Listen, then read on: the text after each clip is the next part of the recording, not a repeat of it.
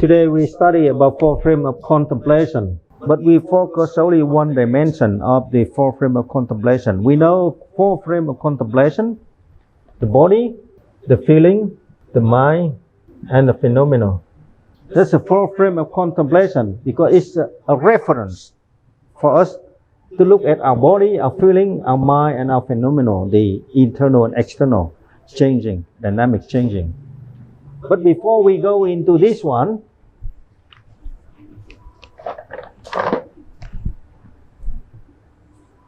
we have to understand how we do it, because we are practicing. The important thing, we know the body, we talk about that later. What's the comprising of the body, what constitutes the feeling, we talk about that later.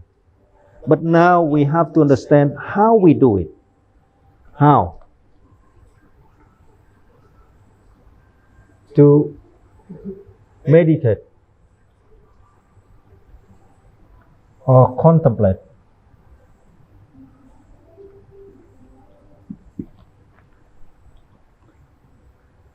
The first step, the basic step, is the observation. Second step, is mindful observation. And the third step, alerting observation.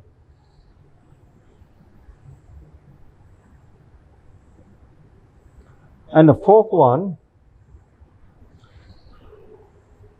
focus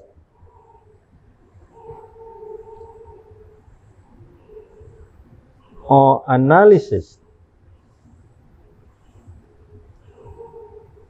observation. Observation in the four frame or four reference of contemplation, the Buddha said, Bhikkhu, breathing in, you know, you are breathing in. You observe your breathing in. Breathing out, observing, breathing out. The act of air moving in and out. If it is short, you must know it's short. Observe it. Don't interfere with that. Just let it be. It's short, you know, it's my breath is short, long, in, out. Observing, like the policeman standing in a nozzle, and watching every movement in and out. Don't go astray.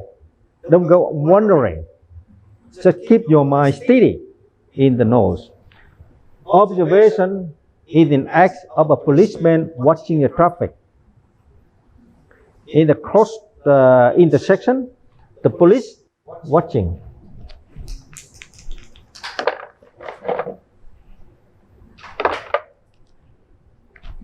Like police,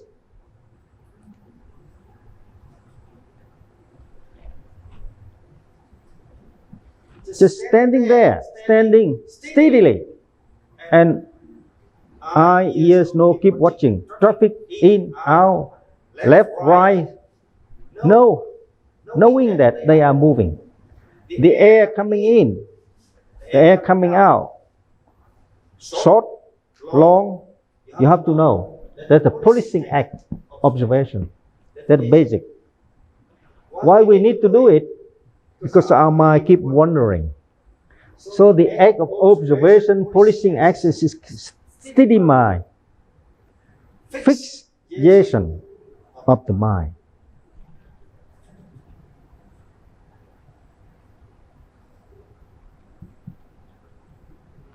Of my activity.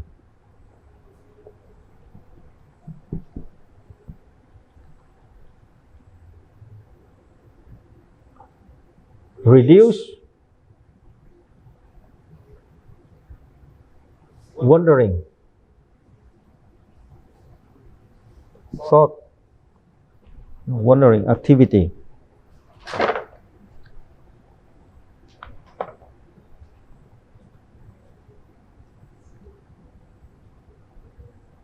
So observation actually is we are acting like policemen. And it has only function. Number one, reduce the wandering activities in our mind. Number two is the fixation of the mind in the activity.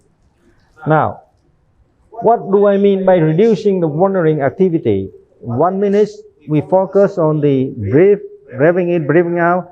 Another minute our mind go astray to a supermarket or to the kitchen, something, or even not going anywhere but fail to recognize the in and out of the air.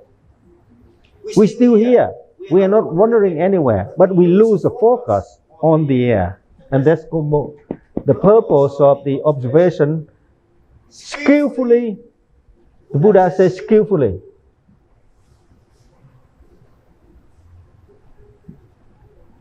So in order to have a skill level, you have to develop the conscious observation to reduce the wandering activity.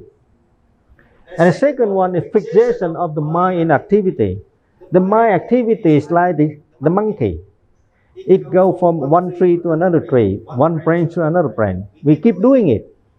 So the Buddha, by analogy, he said, very simple. How do you keep the monkey sitting? Give the monkey banana. And it sit down, eat the banana. Because it likes banana. The monkey likes banana. So give the banana to the monkey. The monkey will sit down. The mind also, if you give them the object which is like, it will continue fixed with the object. So if you say breathing in, breathing out, it like it. So it keep attaching to it. Or you say you don't want that, you say hot or cold in the air. I just want that. I don't want in and out. I just want to observe when it's hot, when it's cold. Okay, it's just the object of the observation. It's nothing to do with enlightenment. It's just an object for you to reduce the wandering activity and fix your mind in the activity, in one object. Here should say mind's object.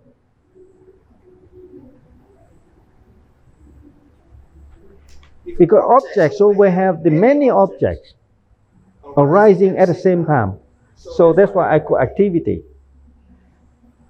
You breathing in, you try to focus on the nose, and you're here suddenly hear the dog barking. Or someone knock the door, knock, knock, knock. Or something falling down on the altar. Or somebody walking on the street. Or somebody shouting each other. You listen to it. It's a second object. So first object and second object. And third object.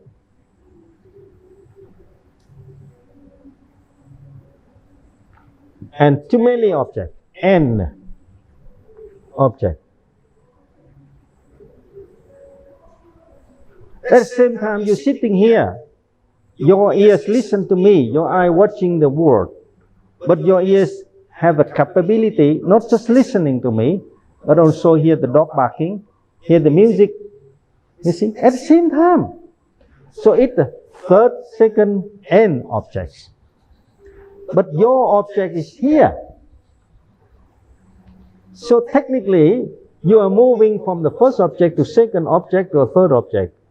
The observation skill is enable you or empower you to stay fix your mind with the first object. At the same time, recognize the existence or the arising of a second, third, and fourth object.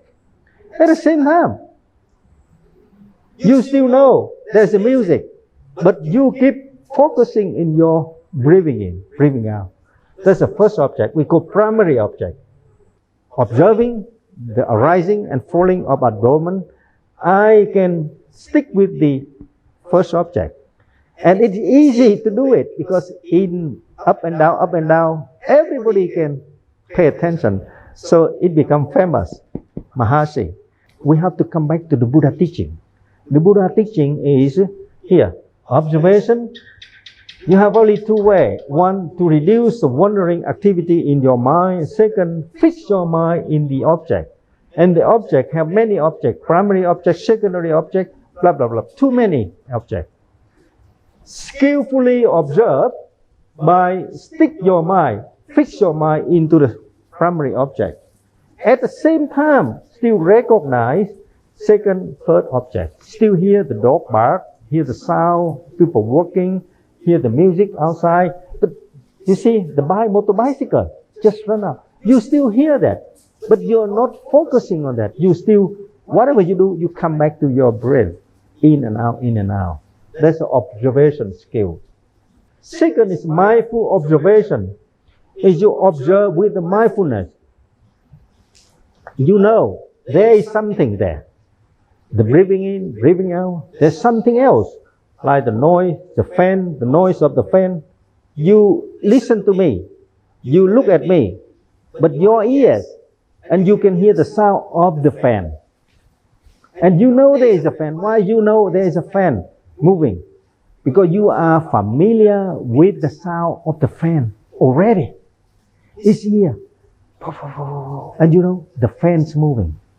You haven't seen it, but you know. So it's in your consciousness. Yeah. Mindful observation, not to be cheated by the consciousness. You only observe something, you hear, you see. Not something by imagination. Even here, very close, there is the existing of the fan. The fan's existing. You hear the sound. But in the mindful observation, you don't think of the fan. You just know there's a sound. Poo, poo, poo, poo, poo, the fan moving. The sound.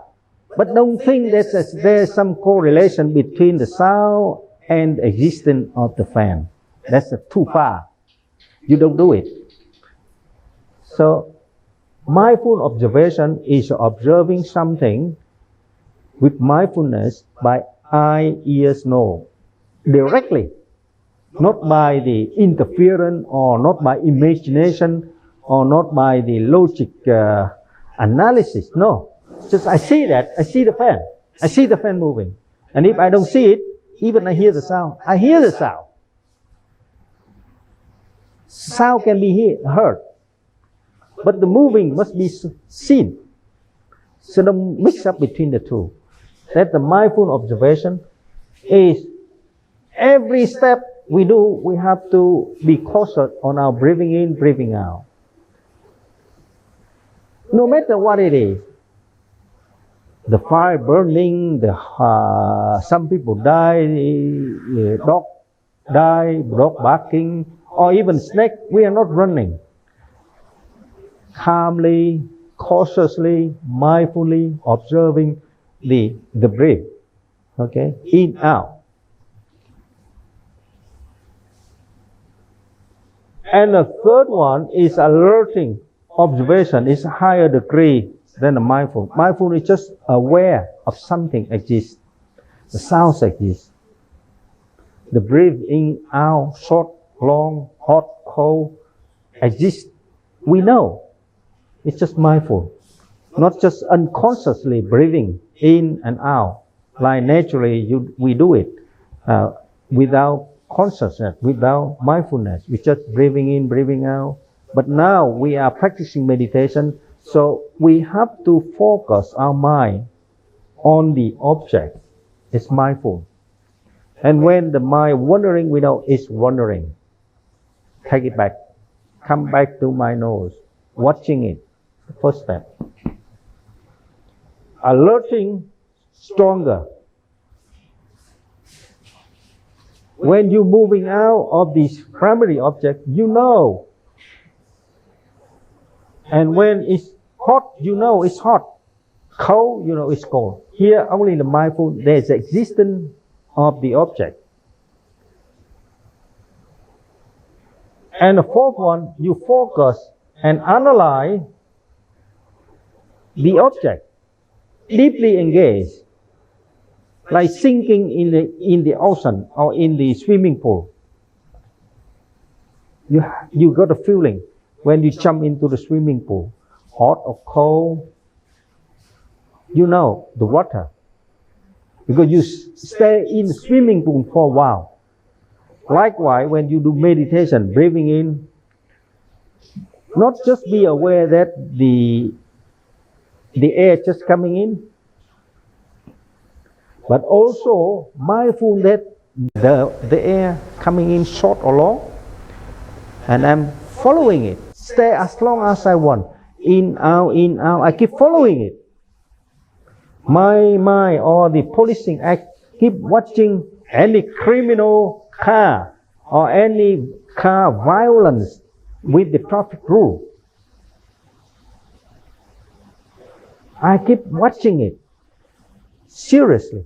And also, at the first step, I see the car, the plate number, the driver, the manner is drive, too dangerous, recklessly, I stop it. Or I suspect that there's some criminal activity in the car, I stop it. This one more focused. All the four elements, earth, water, wind, contained in the air. Hard or soft, you know, you feel it. Hot or cold, you can feel it.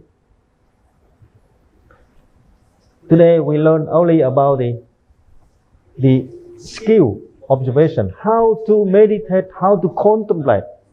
We are not talking about the four frame of conference, because we need a tool before we can go into the analysis. Many ways to apply the Buddha teaching. So, first step, you have to observe, breathing in, breathing out, because it's a primary object. The purpose here, reducing the wandering activity and fix your mind into the primary object. At the same time, still recognize the arising of the several objects. But you're not fixing your mind on a several object. You're fixing your mind on the primary object. And then mindful, you know that they're the object. You are not just because the second object, the back, and a third one, alerting. That means you know because the music so excited, you lose your focus. That's alerting. Come back quickly. Focusing. And the fourth one, not just breathing in, breathing out, but also know it's hot, cold.